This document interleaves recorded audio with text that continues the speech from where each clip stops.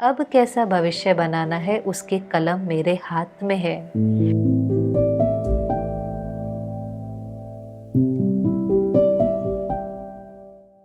ओम शांति। कभी कभी कईयों के मन में ये प्रश्न कई बार आता है कि हमारे जीवन में जो कुछ हो रहा है क्या वो पहले से निश्चित है? क्या हमारा भाग्य पहले से लिखा हुआ है? Is everything pre destined? तो ये संकल्प कई बार मन में आता है। तो पहले तो ये समझना है कि भाग्य हम किसको कहते हैं। भाग्य माना जो सीन हमारे जीवन में अभी हो रही है, चाहे वो अच्छी है, बुरी है, विघ्न है, कोई प्रॉब्लम है, कोई प्राप्ति है। इसलिए हम कई बार किसी के जीवन को देखकर कहेंगे इनका भाग्य बहुत अच्छा है। हम देखते हैं उनके जीवन में सब अच्छा अच्छा हो रहा है, हम कहते हैं इनका भाग्य बहुत अच्छा है।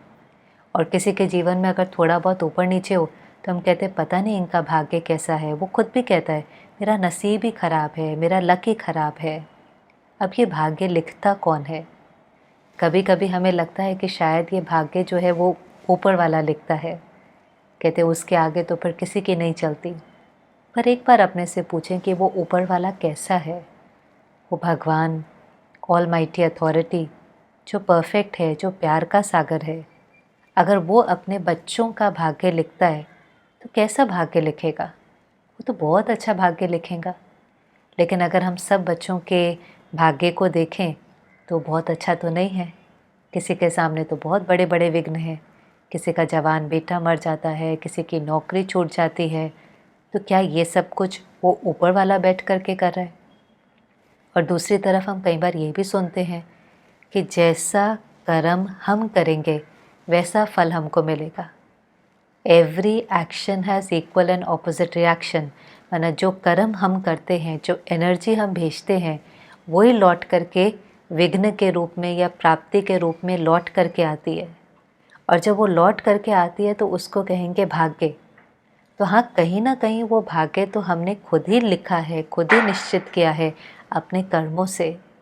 लेकिन कभी कभी कर्म और उसके फल में टाइम पीरियड ज़्यादा हो जाता है, इसलिए हमें वो चीज़ समझ में नहीं आती। टाइम पीरियड कम हो तो हमें कभी भी कोई प्रश्न नहीं उठे कि मेरे जीवन में ऐसा क्यों हो रहा है। मानो एक बच्चा ही है, आज आप उसको देखते हो वो बहुत आइसक्रीम खा रहा है, बारिश में नहा रहा है, तो आप ही कह देते हैं कि ज़रूर ये कल बीमार होगा। और अगर वो अगले दिन बीमार हो जाता है तो आपको कोई आश्चर्य नहीं होता। आप कहते हैं मुझे तो पहले से ही पता था कि इसने बीमार होना है, क्योंकि आपने उसके ऐसे कर्म देखे थे। इसलिए जब वो भाग्य रिटर्न में आया तो कोई आश्चर्य नहीं, उसको एक्सेप्ट कर लेते हैं। कोई है जो बहुत शराब पीता है, सब उसको कहते हैं आप नहीं पियो। डॉक्टर भी कहते हैं, घर वाले भी कहते हैं, फ्रेंड्स भी कहते हैं, पर वो नहीं मानता है। वो कहता है जो होगा देखा जाएगा। 10, 20, 40 साल के बाद जाकर के उसके लिवर ख़राब हो जाता है या कोई और हेल्थ प्रॉब्लम हो जाती है, तो हम कहते हैं देखो कितना समय आपको कहा था ना, कितना समझाया ना। हमें रहम तो उसके ऊपर ज़रूर आता है, पर आश्चर्य नहीं होता, क्वेश्चन नहीं उठता। हमारे पास आंसर है कि इतना समय इसने ऐसा कर्म किया, इसलिए इसको ये बीमारी हुई। तो हम ये नहीं कहते कि ये बीमारी क्यों आई। लेकिन अगर ये टाइम पीरियड थोड़ा सा बढ़ जाए, वो शराब पीता रहे, कुछ नहीं हो, बहुत आराम से शरीर छोड़ दे, और फिर एक छोटे बच्चे का जन्म होता है और जन्म से ही उसका लिवर ख़राब है, हार्ट में छेद है, किडनी ख़राब है, तो हमको कई बार आता ना इतना छोटा बच्चा और इतनी बड़ी बीमारी। हे भगवान, इसने कौन सा कर्म किया जो उसको इतनी बड़ी बीमारी आई है? पर कभी कभी हमको भूल जाता है कि ये वही आत्मा है, शायद केवल कॉस्ट्यूम बदल गया है। और जब आत्मा कॉस्ट्यूम चेंज करती है, एक शरीर छोड़कर दूसरा लेकर जाती है, तो अपने साथ क्या लेकर जाती है? खाली हाथ नहीं जाती, लेकिन ये सारा कर्मों का हिसाब किताब साथ लेकर जाती है। उसी अनुसार तो उसका जन्म होता है। इसलिए देखते हैं किसी का जन्म महल में है, किसी को खाने के लिए रोटी भी नहीं है।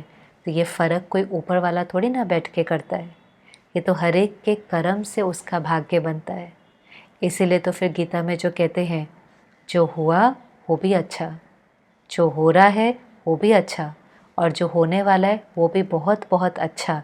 क्यों? क्योंकि हर सीन राइट है, हर सीन एक्यूरेट है। भले वो विघ्न भी लग रही है लेकिन वो गलत नहीं है, हमारे ही कर्मों से वो नूंदी हुई है। पास्ट, प्रेजेंट, फ्यूचर का आपस में बहुत कनेक्शन है। जो हमने पास्ट में कर्म किया वो एनर्जी आज लौट करके आ रही है, जिसको हम कहेंगे ये हमारा प्रेजेंट है। अब हम पास्ट को तो चेंज नहीं कर सकते, लेकिन आज प्रेजेंट में हमारे पास वापस चॉइस है कि कैसा कर्म करना है।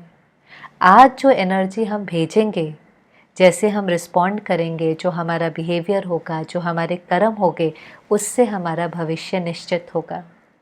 तो कहीं ना कहीं भविष्य हमने ही निश्चित किया है, लेकिन अब कैसा भविष्य बनाना है उसकी कलम मेरे हाथ में है। लेकिन आज फिर कई बार हम थोड़े से गड़बड़ गड़बड़ भी कर लेते हैं और जस्टिफाई कर लेते हैं। थोड़ा सा झूठ बोला, गुस्सा किया, थोड़ी सी रिश्वत ली, किसी को डांट दिया, किसी पर बहुत क्रोध किया और अपने को जस्टिफाई करते रहते हैं। क्या करें, करना पड़ता है, करना पड़ता है। हम कितना भी जस्टिफाई कर लें, पर हमें ये याद रखना पड़ेगा कि जो कर्म हम करेंगे वही फल हमको मिलेगा, वही एनर्जी लौट कर आएंगी। कॉन्सिक्वेंस तो हमको फेस करना ही पड़ेगा। कुछ दिन पहले किसी भाई ने मुझे कहा, मैंने कैसे भी करके, बहुत मेहनत करके अपने सारे परिवार को वैक्सीन दिला दी। उसका भाव ये था कि बहुत मेहनत करी, माना उनका चांस भी नहीं था, लेकिन मैंने थोड़ा बहुत गड़बड़ गड़बड़ करके भी उनको वैक्सीन दिला दी। तो मैंने कहा ये तो ठीक नहीं है। उसने कहा क्या ठीक नहीं है, ये तो मेरी जिम्मेवारी है। कल को अगर मेरे परिवार को कुछ हो गया तो कौन उसकी रिस्पॉन्सिबिलिटी उठाएगा। तो मैंने कहा अपने परिवार का तो पूरा ध्यान रखा, लेकिन उनका ध्यान रखते हुए अपना ध्यान नहीं रखना। अपने कर्म में थोड़ी सी गड़बड़ करी तो कल को जब ये लौट करके आएगा, मानो हमको ही कोई बीमारी हो गई, तो फिर हम कहेंगे अरे मैंने तो जीवन में कभी किसी के साथ गलत नहीं किया था, सबके साथ अच्छा किया था, आउट ऑफ द वे जा कर के भी अच्छा किया था, तो फिर मेरे साथ गलत क्यों हुआ। मैंने सबके साथ तो अच्छा किया, लेकिन अपने साथ गलत किया था।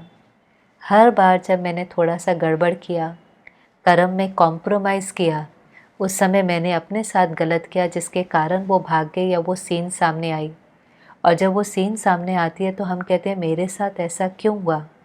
एक्चुअली उस समय तो उस सीन को एक्सेप्ट करने के सिवाय और कोई दूसरा ऑप्शन नहीं है, क्योंकि अब तो वो एनर्जी लौट करके आ रही है, अब हम कुछ नहीं कर सकते।